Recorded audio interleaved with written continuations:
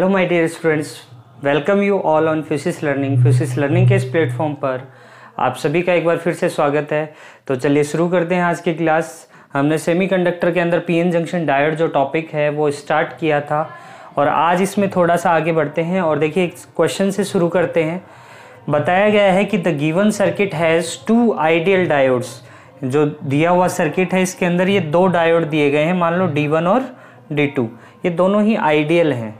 ठीक है, मतलब ये होगा कि फॉरवर्ड बाइसिंग में वो उनके थ्रू जो है करंट पास होगी और रिवर्स बाइसिंग में करंट फ्लो 0 होगा। आगे देखिए, calculate the current flowing through R1 से फ्लो होने वाली करंट आपको कैलकुलेट करनी है। तो देखो यहाँ पे करंट मान लेते हैं I और ये I करंट हमें कैलकुलेट करनी है। तो देखिए यहाँ पे जो बैटरी दिख रही है आपको, ये पॉजिटिव टर्मिनल है और ये P है और ये N। इसका मतलब D1 will be in reverse bias, और जब भी डायोड जो है रिवर्स बाइसिंग में होता है तो उसके अंदर करंट फ्लो क्या होता है, 0 होता है। करंट फ्लो क्या होता है, 0 होता है। जब भी डायोड आपका रिवर्स बाइसिंग में है, ध्यान रखिएगा हमेशा करंट फ्लो क्या होगा, 0 होगा। और यहाँ पे D2 देखो, ये P साइड है, ये N साइड है, अर्थात D2 जो है वो है आपका फॉरवर्ड बाइसिंग में, तो उसमें करंट विल फ्लो। वो कितनी होगी वो हम कैलकुलेट करें लेंगे, बट यहाँ पे हमें इतना पता चल गया है कि current will flow through this diode and this current will complete the circuit via this and this. तो इसका मतलब ये वाला जो है इसमें करंट फ्लो नहीं हो रही है, तो ये एक ब्रोकन वायर की तरह से काम करेगा। तो इसका इक्विवेलेंट सर्किट अगर मैं डिज़ाइन करूं तो हम इस तरीके से बना सकते हैं। ये हमारे पास R1 है जो है 2 ओम का, यहाँ पे 10 वोल्ट की एक बैटरी कनेक्टेड है। इसके आगे ये वाला सर्किट तो यहाँ पे क्या हो गया, ब्रोकन वायर की तरह बिहेव करेगा, और यहाँ पे ये वायर की तरह बिहेव करेगा, और यहाँ पे एक रेजिस्टेंस और हो जाएगा आपका 2 ओम का। तो टोटल हमारे पास 2 रेजिस्टेंस यहाँ पे हमें दिख गए हैं। एक सिंप्लीफाई सर्किट हो गया और यहाँ पे दोनों रेजिस्टेंस जो हैं सीरीज में कनेक्टेड हैं। तो सीरीज में है तो इनका इक्विवेलेंट हो जाएगा 4 ओम। तो R इक्विवेलेंट हमारे पास आ गया 4 ohm and the voltage is 10 volt. तो I अगर हमें कैलकुलेट करना है तो V upon R equivalent that is 10 upon 4, that is 2.5 ampere जो है करंट हमें यहाँ पे देखने को मिल जाती है। And which option will be correct, option 3 will be correct here. ठीक है, तो इतनी बात समझ में आई। अब देखो अगला जो टॉपिक है वो हम बात करेंगे रेक्टिफायर के बारे में। तो क्या होता है रेक्टिफायर, डायोड का यूज़ पढ़ रहे हैं तो पहला जो यूज़ आता है, इम्पॉर्टेंट यूज़, वो होता है रेक्टिफायर के रूप में। तो यूजेस ऑफ डायोड, और इसके अंदर हम सबसे पहला पढ़ेंगे रेक्टिफायर। रेक्टिफायर जैसा कि नाम से ही पता चल रहा है वो करंट को रेक्टिफाई करने का काम करेगा। करंट रेक्टिफाई होगी तो ऑब्वियस सी बात है वोल्टेज भी वहाँ पे हमें रेक्टिफाइड फॉर्म में मिलेगी, यानी वोल्टेज या करंट को रेक्टिफाई करने का काम करता है कौन, रेक्टिफायर। तो देखिए रेक्टिफायर 2 तरीके से पढ़ा जाता है, एक होता है आपका हाफ वेव रेक्टिफायर और एक होता है फुल वेव रेक्टिफायर। तो अब ये भी आपको पता होना चाहिए कि किस चीज़ को रेक्टिफाई कर रहा है। देखो नॉर्मली हमारे पास मान लो एक AC सोर्स है, AC सोर्स को इस तरीके से हम रिप्रेजेंट करते हैं। ठीक है, तो इस AC सोर्स के अंदर जो करंट की डायरेक्शन है, the direction of current is fluctuating, the direction of current is fluctuating और changing continuously। क्या हो रही है, चेंज हो रही है। डायरेक्शन ऑफ करंट क्या हो रही है, चेंज हो रही है। देखिए आप खुद ही देखिए, इस तरीके से साइन वेव का ग्राफ है। तो इस साइन वेव के ग्राफ के अंदर पहले पॉजिटिव हाफ साइकिल के अंदर जो है करंट अपर हाफ में है और दूसरे में लोअर हाफ में है, यानी कि यहाँ पे पॉजिटिव वैल्यू है, यहाँ पे नेगेटिव वैल्यू है। इस तरीके से ही करंट होती है और इसी तरीके से आप वोल्टेज का भी ग्राफ इसी तरीके से बनाते हो, V और टी का। तो ये भी पॉजिटिव और नेगेटिव, और इसका मतलब क्या हुआ कि करंट और वोल्टेज इन दोनों की वैल्यूज लगातार क्या हो रही है, चेंज हो रही है। यानी कि इसको अपन बोलते हैं एसी करंट।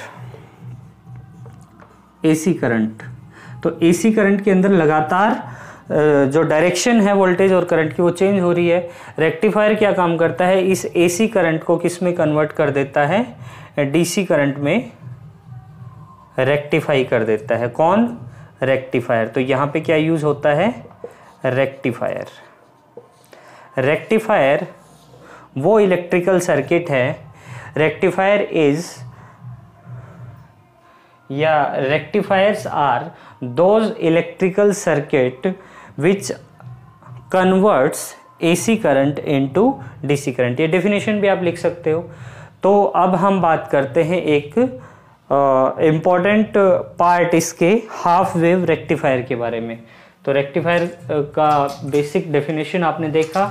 अब हम देखते हैं टाइप्स ऑफ रेक्टिफायर, जिसमें पहला है हाफ वेव रेक्टिफायर। तो रेक्टिफायर दो तरीके के हम पढ़ते हैं, हाफ वेव रेक्टिफायर और full wave rectifier. Half wave जैसा कि नाम से ही पता चल रहा है, आधी वेव को वो क्या करेगा, रेक्टिफाई करेगा। तो पहले हम थोड़ा सा इलेक्ट्रिकल सर्किट बना लेते हैं।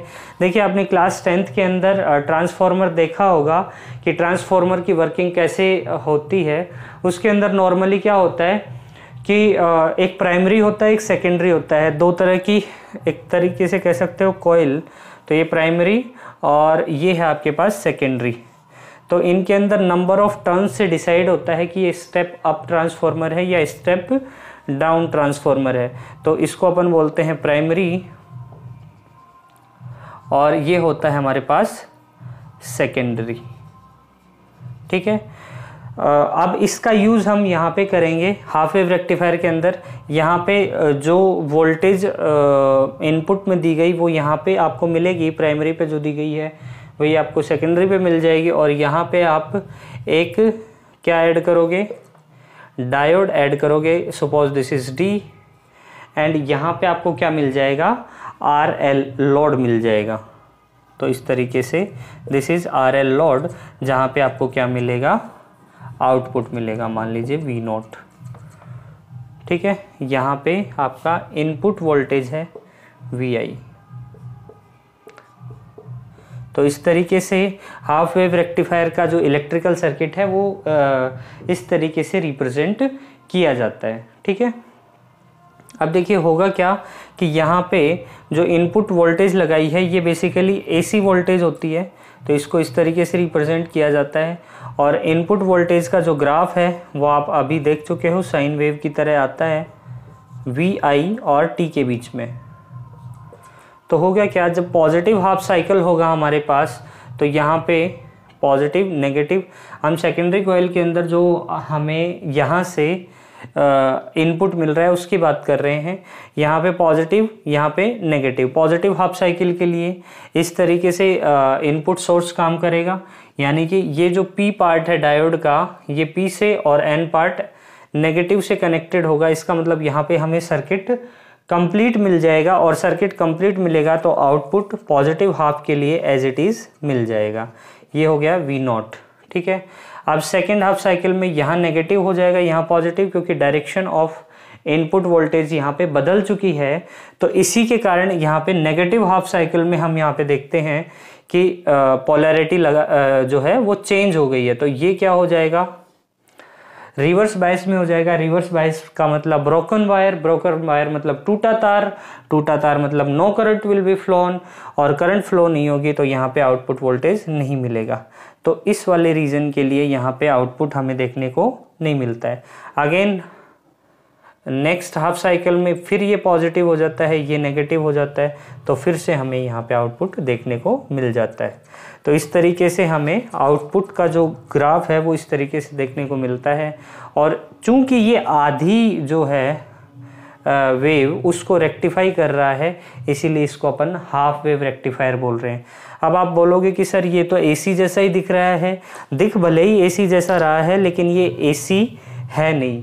यहाँ पे देखो, भले ही इसकी वैल्यू कम या ज़्यादा हो रही है, लेकिन नेगेटिव नहीं हो रही, मतलब इसकी डायरेक्शन चेंज नहीं हो रही। इसका मतलब ये क्या है, एक तरीके से डीसी वोल्टेज है।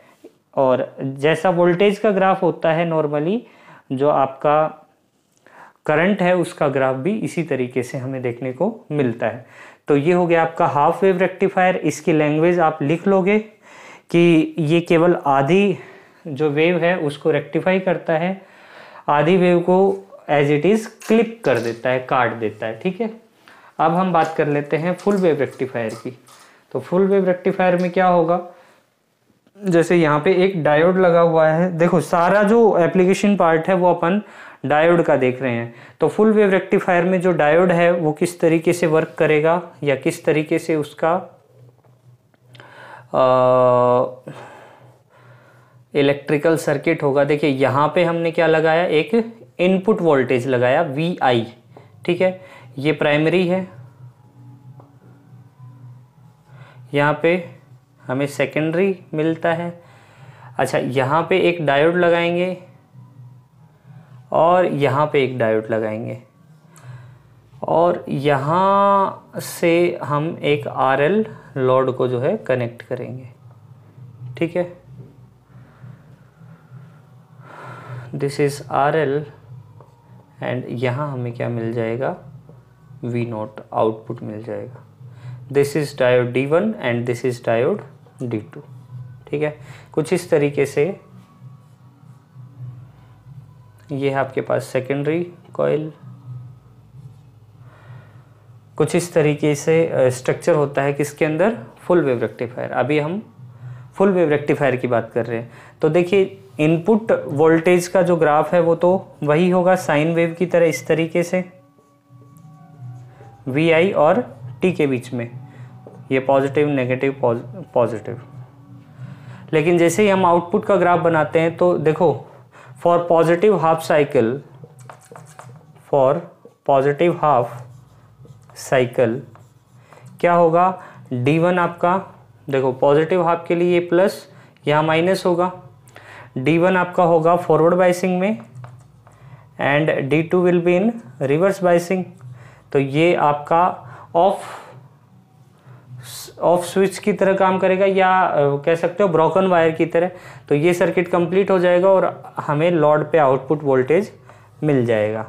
तो V0 और T के बीच में कुछ इस तरीके का हमें ग्राफ देखने को मिलता है। अब नेगेटिव हाफ साइकिल के लिए क्या होगा, for negative half cycle D1 ये यहाँ नेगेटिव हो जाएगा, यहाँ पे नेगेटिव था अब पॉजिटिव हो जाएगा। तो D1 will be reverse bias and D2 will be in forward biasing. अगर D2 आपका फॉरवर्ड बाइसिंग में है तो यहाँ पे ब्रोकन वायर, ये वायर कंप्लीट कर लेगा और यहाँ पे हमें करंट मिल जाएगी, लेकिन इसकी डायरेक्शन क्या होगी, पॉजिटिव डायरेक्शन में। तो इस तरीके से हमें लगातार क्या मिलते रहेंगे, आउटपुट वोल्टेज मिलते रहेंगे जो कि केवल पॉजिटिव वैल्यू को शो करेंगे। ठीक है, तो यहाँ हमें इस तरीके से एक आउटपुट वोल्टेज मिलता है जो कि कंप्लीटली डीसी है। देखो इसको अपन प्योर डीसी वोल्टेज नहीं बोल सकते, क्योंकि लगातार जो है वोल्टेज या करंट की वैल्यू थोड़ी सी फ्लक्चुएट हो रही है, कभी ज़्यादा कभी कम। तो इसको और ज़्यादा रेक्टिफाई करने के लिए यहाँ पैरेलल में एक कैपेसिटर जो है ऐड कर दिया जाता है, जो कि इसके फ्लक्चुएशन को क्या करता है, मिनिमाइज कर देता है। तो अगर इस तरीके से कैपेसिटर लगा दिया जाए तो V0 और T के बीच का जो ग्राफ है वो लगभग कुछ इस तरीके से एक स्ट्रेट लाइन की तरह मिल जाएगा, जो कि क्या कहलाता है, डीसी वोल्टेज। ठीक है, और इसी तरीके से हमें डीसी करंट का भी जो है ग्राफ देखने को मिल जाता है।